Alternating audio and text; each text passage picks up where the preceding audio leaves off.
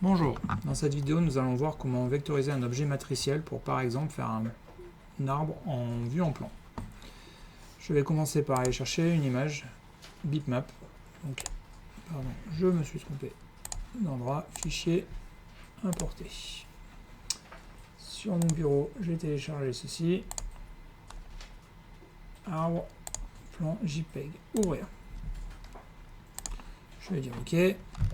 Lorsque l'objet arrive, il est beaucoup trop grand. Ce que je vais faire, c'est que je vais tout simplement faire un petit capture d'écran, copier-coller, sur l'arbre qui m'intéresse.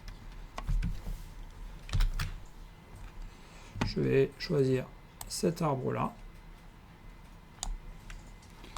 Et je fais un coller pour l'avoir isolé. Maintenant que celui-ci est isolé, je vais dans Inkscape choisir de le vectoriser en une couleur. Appliquer. Ça me permet d'avoir ce rendu là.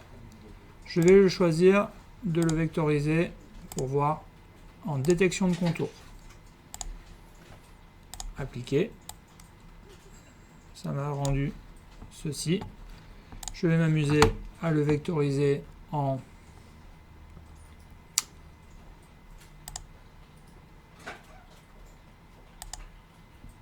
multicolore. On va garder deux passes, ça me semble pas mal par rapport à ce que je veux faire. Je vais lui dire appliquer. Avec ces trois arbres là, je peux m'amuser à soit garder celui-là.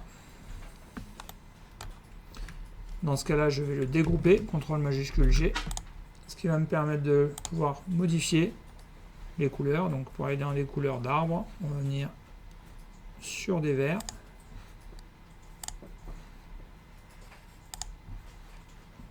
Et on peut garder le contour noir à ce niveau-là. Il y a un petit gris ici.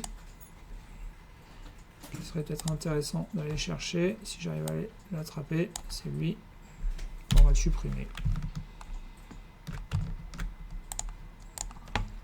J'ai par exemple ici un arbre qui est regroupé CTRL G, ce qui va me permettre de venir le positionner, de le redimensionner comme je veux, sans jamais qu'il pixelise.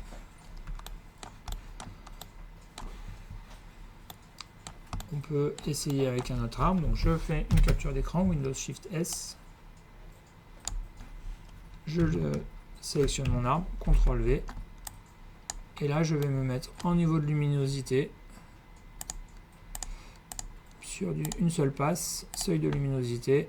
Et je vais aller chercher quelque chose de beaucoup plus foncé là.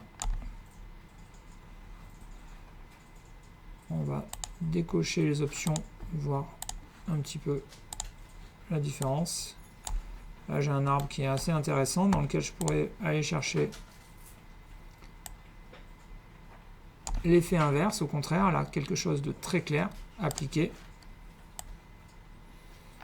Si je prends celui-là, que je le mets sur un ton de vert, je superpose ici un contour par-dessus que je viens placer au premier plan pour avoir un autre effet d'arbre qui est encore plus simple que le premier. Fin de la vidéo.